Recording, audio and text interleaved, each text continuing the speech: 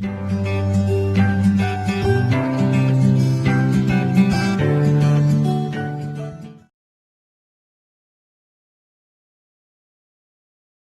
दोस्तों, welcome to my YouTube study channel जम study.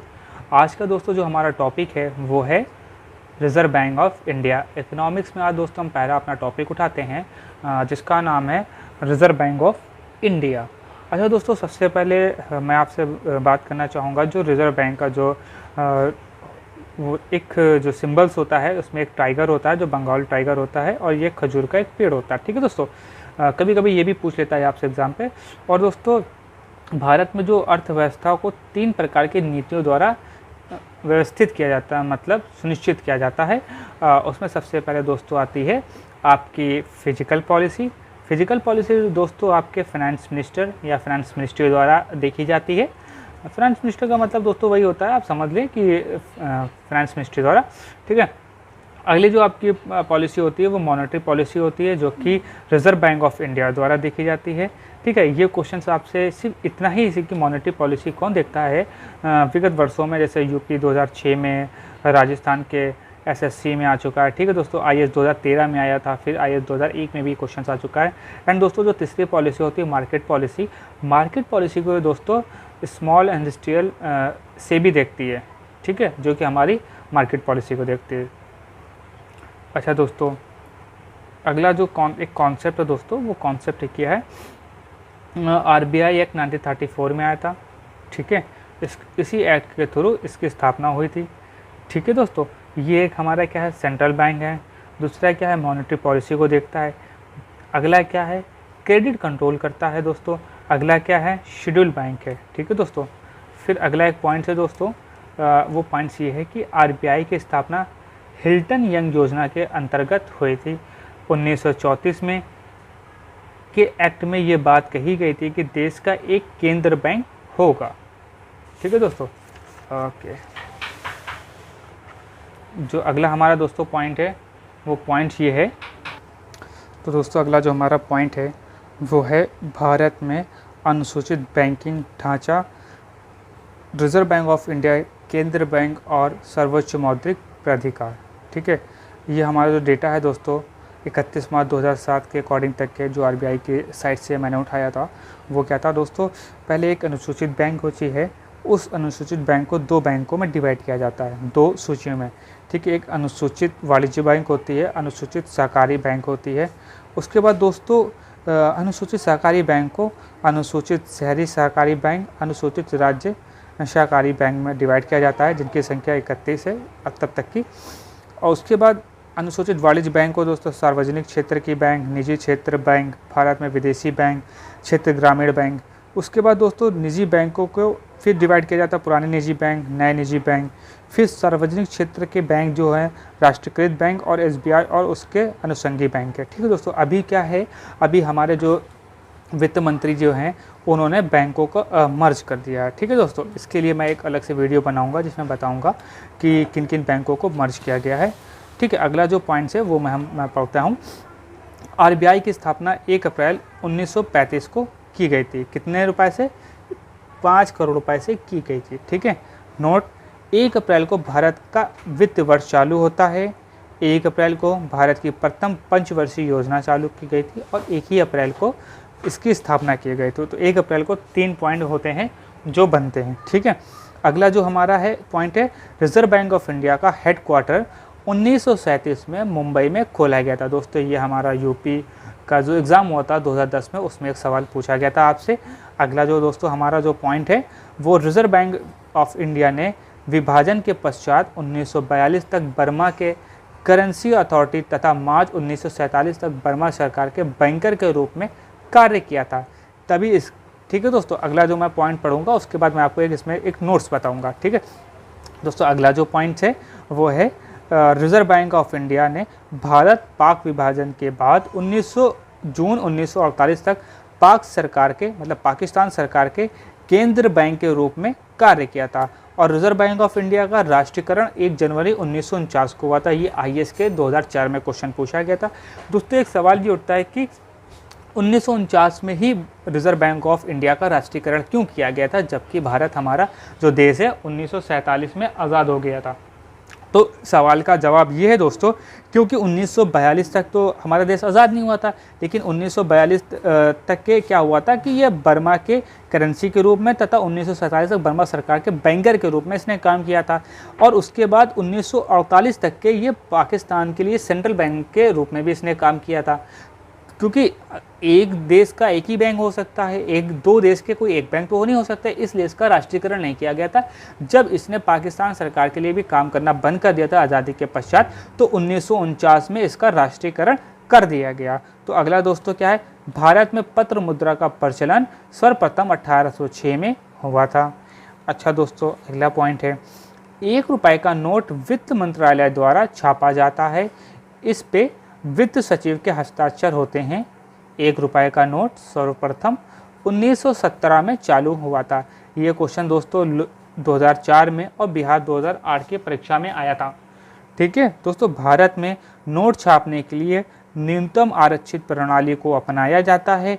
ये क्वेश्चन आपसे पूछा गया था बिहार में 2000 में, 2001 में, और एक स्टाफ सिलेक्शन की एक हायर लेवल का एग्ज़ाम हुआ था जो 2009 में हुआ था, उसमें पूछा गया था। आरबीआई भारत का सर्वोच्च बैंक है, इसका क्वेश्चन आया था बिहार 2001 में। आरबीआई भारत के ऋण दान कार्यक्रम को संचालित करता है।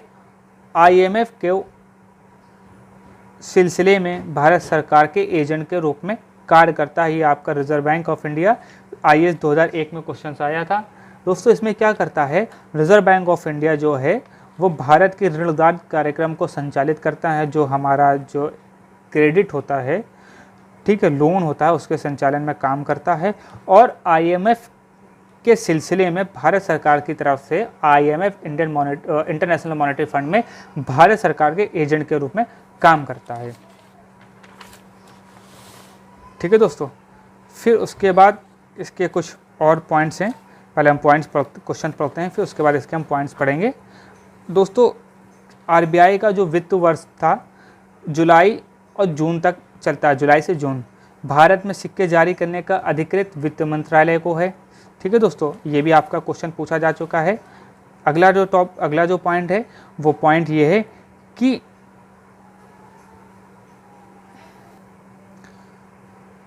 अगला जो दोस्तों जो पॉइंट है वो है कि भारत में सिक्के जारी करने का अधिकार वित्त मंत्रालय को है, जो कि स्टाफ सिलेक्शन है 2011 में, यूपी स्टेट गवर्नमेंट ने 2013 में सवाल आपसे पूछा था इसी पे।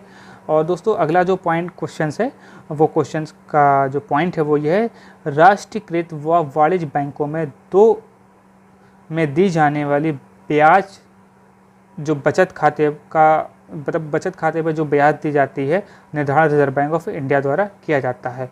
दोस्तों एक क्वेश्चन आया था 2011 में, स्टेट पीसीएस में आया था। आपका क्वेश्चन ये था कि मुद्रास्फीति में आधार प्रभाव बेस इफेक्ट क्या है। तो दोस्तों मैं इस क्वेश्चन का आंसर पढ़ना चाहूँगा। ठीक है, यदि एक निश्चित सप्ताह में मुद्रास्फीति की दर 12% हो तो इसका मतलब ये है कि कीमत सूचकांक 12% ज़्यादा है। जब इसकी तुलना पिछले वर्ष के इसी सप्ताह के मुद्रास्फीति से की दर से की जाती है। एग्जाम्पल, 2009 के 30वें सप्ताह में सूचकांक 100 था, 2009 के 31वें सप्ताह में सूचकांक 99 था, 2010 में 30वें सप्ताह में सूचकांक 112 था। इसी प्रकार मुद्रास्फीति के दर में 12% की वृद्धि हुई। यहाँ 2010 के 30वें सप्ताह व 31वें सप्ताह का सूचकांक में परिवर्तन नहीं हुआ, लेकिन मुद्रास्फीति की दर में वृद्धि हुई। 2009 के 31वें सप्ताह में सूचकांक कम था। यही स्फीति के लिए आधार प्रभाव है या बेस इफेक्ट है। दोस्तों ये क्वेश्चन आपसे 2011 के आईएएस में पूछा गया था। अगला जो क्वेश्चन है वो है आईएएस में आपके आया था 2010 में, जीडीपी में अगर गिरावट होती है तो उसे स्लो डाउन कहते हैं। ठीक, सिर्फ इतना ही सही क्वेश्चन था। आईएएस 2010 में क्वेश्चन दोस्तों आया था कि भारत में बैंकिंग लोकपाल की नियुक्ति रिजर्व बैंक ऑफ इंडिया करती है। इसके द्वारा दी गई सेवाएं निःशुल्क होती हैं। ये भारत में खाता रखने वाले अनिवासी भारतीयों की शिकायतों को सुन सकता है या सुनता है। इसके द्वारा दी गई निर्णय को मानने को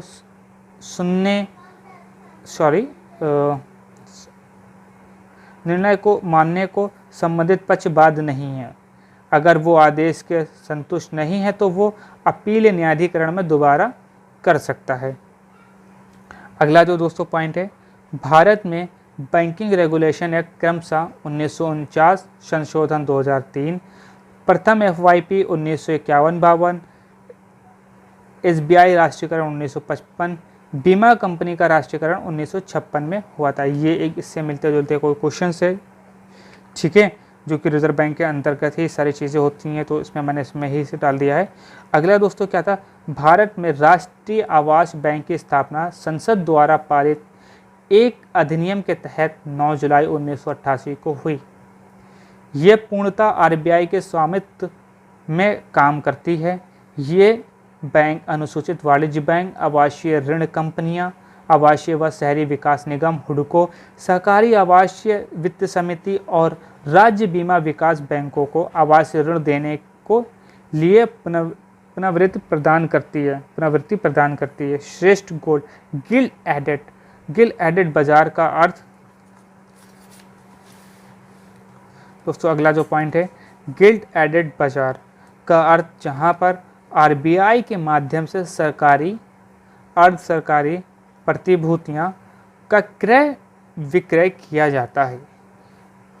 इसके अंतर्गत केंद्र सरकार, राज्य तथा स्थानीय सरकार, सार्वजनिक संस्था जैसे पोर्ट ट्रस्ट, सार्वजनिक निगम, अन्य सरकारी एजेंसियों जैसे नाबार्ड, IDBI आदि द्वारा निर्गमित प्रतिभूतियां बेची व खरीदी जाती हैं। इन प्रतिभूतियों का मूल्य स्थिर रहता है। ये क्वेश्चन दोस्तों आपसे IAS 2000 UP 2 में, मतलब 2002 में, और लोअर पीछे 2002 में आपसे सवाल पूछा गया था। अगला जो हमारा पॉइंट है दोस्तों, पहले हम क्वेश्चन सॉल्व कर लेते हैं, उसके बाद पॉइंट पे आते हैं। अगला पॉइंट था दोस्तों, RBI माल के आयात हेतु विदेशी विनिमय की स्वीकृति देता है। रुपए के विनिमय मूल्य को स्थिर बनाए रखने के लिए RBI विदेशी मुद्रा का क्रय विक्रय करता है तथा देश की विदेशी मुद्रा कोष का संरक्षण करता है। ठीक है, ये आपसे UP 2011 में सवाल पूछा गया था दोस्तों। अगला आपका पॉइंट जो है, RBI खुले बाजार की क्रिया के तहत अर्थव्यवस्था में मुद्रा की पूर्ति को नियंत्रित करने के राज्य कोषीय यंत्र के रूप में सरकारी प्रतिभूतियों या ट्रेजरी बिल का क्रय विक्रय करता है। आपसे लोअर 2008 में, UP 2010 में, IAS 2012 और IAS 2013 में सवाल पूछा गया था। हिंदू समृद्धि दर का संबंध GDP से है। भारत की विकास दर 1950 से 1980 ईस्वी के बीच लगभग 3.5 की स्थिर दर पर थी। ठीक है, जिसे उपेक्षा की दृष्टि से प्राय हिंदू समृद्धि दर कहा जाता है। ये आपसे दोस्तों UP 2006 में क्वेश्चन पूछा गया था। अगला दोस्तों जो पॉइंट है वो है, भारत में विदेशी मुद्रा भंडार में सबसे बड़ा हिस्सा स्टॉक बाजार में पोर्टफोलियो निवेश से है। देश के कुल विदेशी मुद्रा भंडार के 3 महत्वपूर्ण घटक हैं। RBI की विदेशी मुद्रा परिसंपत्ति, RBI का स्वर्ण भंडार, सरकार की SDR राशि।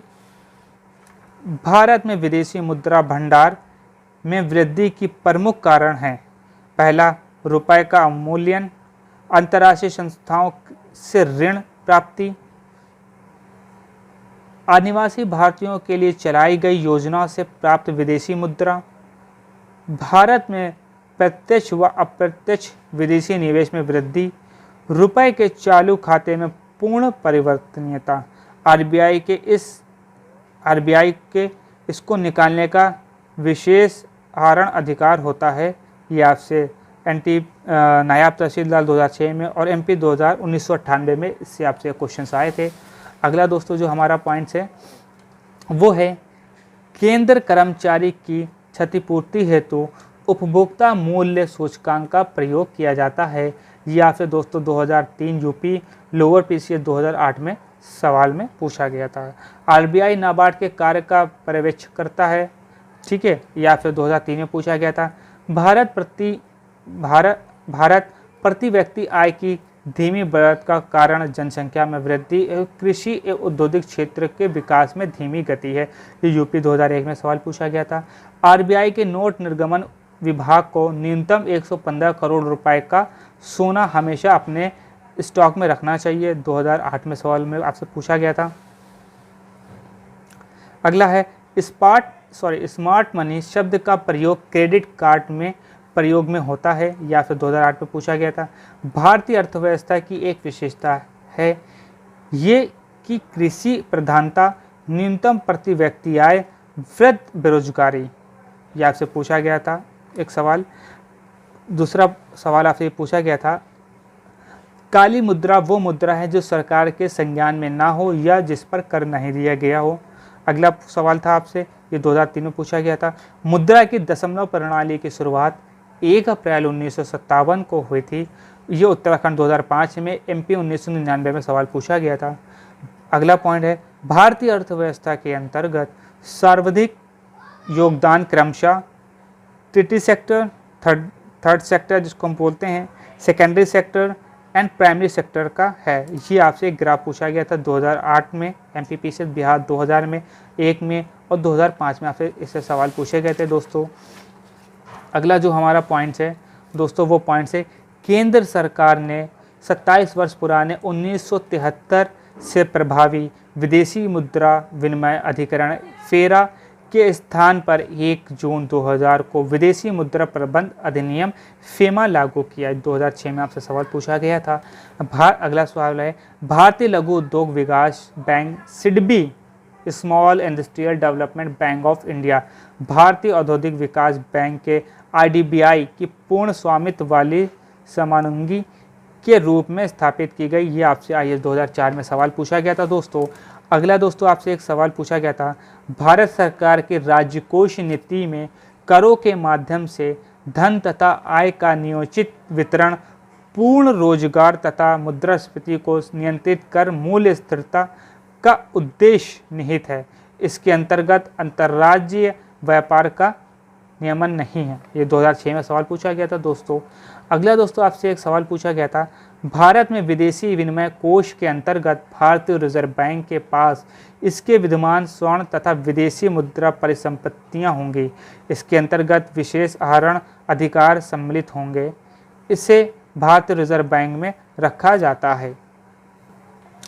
दोस्तों अब जो हमने जितने सारे क्वेश्चन पढ़े थे, जो कोई क्वेश्चन रिजर्व बैंक से आ चुके थे, अब दोस्तों हमारा एक कुछ पॉइंट्स है, वो पॉइंट्स कुछ ऐसे हैं कि हम पढ़ेंगे सीआरआर क्या होता है दोस्तों, एसएलआर क्या होता है, bank rate, panel rate, MSF, repo rate, reverse repo rate, open market operation. धीमे धीमे हम इन चीज़ों को पढ़ेंगे दोस्तों। और इसका दोस्तों ये जो अपडेट है ये बहुत पुराना अपडेट है, और अभी जो आपको अपडेट मैं अगला नया बताऊँगा। तो स्टार्ट करते हैं अपने इस सवाल से। बैंक रेट क्या होता है? बैंक रेट वो होता है जिस सामान्य ब्याज दर पर रिजर्व बैंक वाणिज्य बैंकों को पैसा उधार देती है, उसे बैंक रेट कहते हैं। यदि आरबीआई बैंकों को कम करती है तो बाजार की तरलता बढ़ जाती है। ये आपका 2011 में, 13 में, यूपी 9 में सवाल आपसे से पूछा गया था बैंक रेट से। अब दोस्तों रेपो रेट क्या होता है? रेपो रेट अल्पकालिक आवश्यकता की पूर्ति हेतु जिस ब्याज दर पर commercial bank reserve bank of India से उधार लेती हैं, उसे रेपो रेट कहते हैं। यह 2007 में आईएएस में सवाल पूछा गया था। अब दोस्तों अगला क्वेश्चन है, रिवर्स रेपो रेट क्या होता है, जिसको आरआर बोलते हैं। दोस्तों आरआर क्या होता है? अल्पकालिक अवधि के लिए reserve bank of India commercial बैंकों से जिस ब्याज दर पर नकदी प्राप्त करती है, उसे रिवर्स रेपो रेट कहते हैं। सामान्यतः बाजार में मुद्रा की आपूर्ति बढ़ जाने के कारण उसमें कमी लाने के उद्देश्य से रिजर्व बैंक ऑफ इंडिया द्वारा बड़ी ब्याज दरों पर कॉमर्शियल बैंकों को अल्प अवधि के लिए नकदी रिजर्व बैंक ऑफ इंडिया में जमा करने के लिए प्रोत्साहित करती है। ठीक है दोस्तों।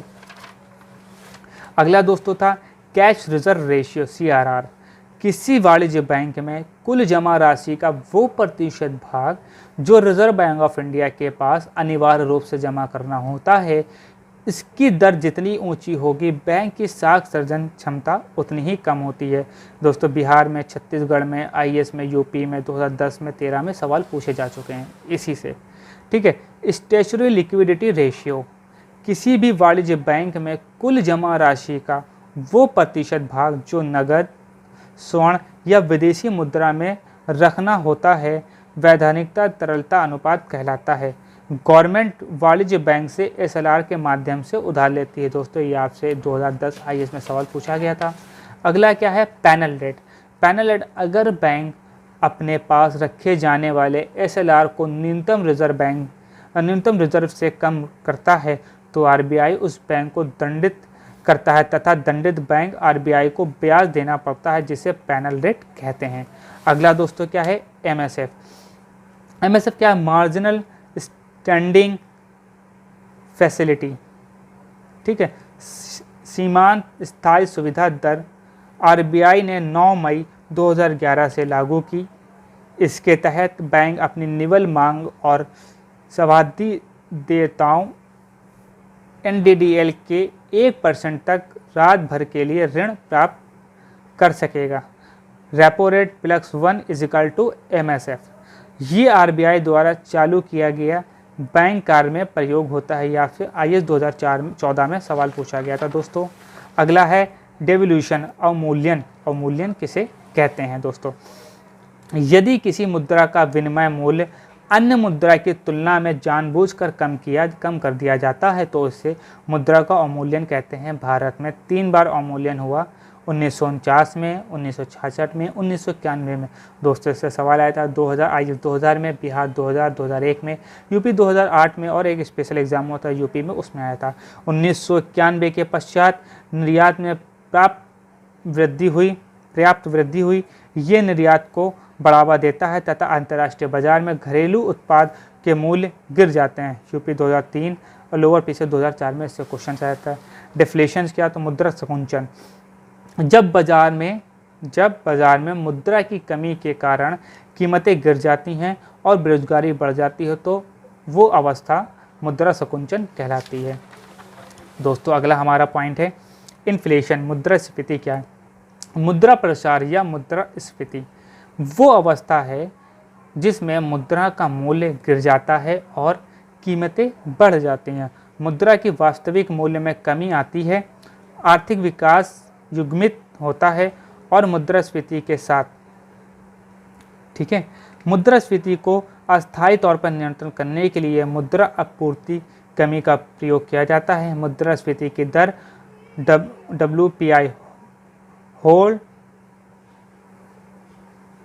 WPI पर आधारित है।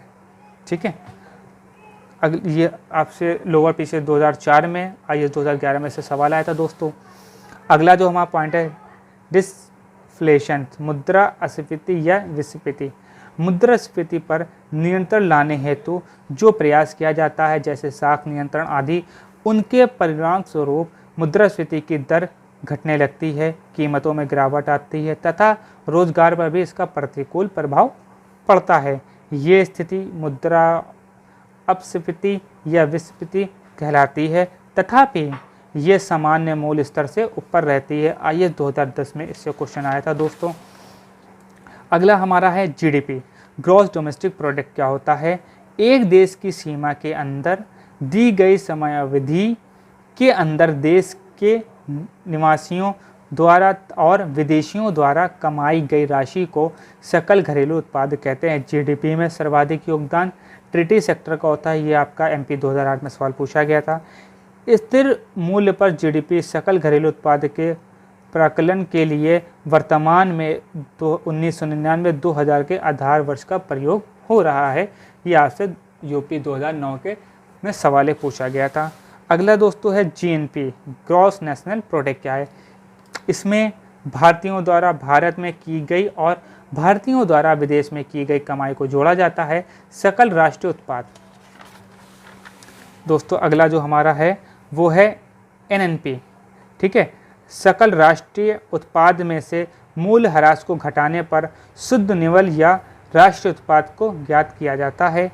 एनआई, नेशनल इनकम क्या है, बाजार की कीमतों पर सकल राष्ट्रीय उत्पाद में से अप्रत्यक्ष करों और मूल्य ह्रास को घटाकर उत्पादन को जोड़कर राष्ट्रीय आय को प्राप्त होती है।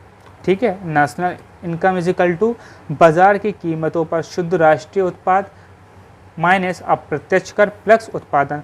ये आपसे दोस्तों 2001 में क्वेश्चन पूछा गया था। दोस्तों अगर आपको मेरी वीडियो पसंद आई हो तो प्लीज़ इसको शेयर करें, लाइक करें और मेरे चैनल को सब्सक्राइब करें ताकि एजुकेशन सब तक पहुंच सके।